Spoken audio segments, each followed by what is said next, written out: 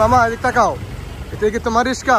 আচ্ছা তোমরা জানো না যে মেইন রাস্তায় রিস্কা বা অটো যারা আছে যানবাহন ওঠা নিষেধ, তা কেন উঠো না? আজকে না, তোমরা রেগুলার উঠে এইভাবে তোমরা জ্যাম জট করতেছো রাস্তায়, এই জন্য তো অভিযান চালাচ্ছে, জানো না? দেখতেছো না প্রত্যেক দিন অভিযান চলতেছে, তাহলে কেন উঠো?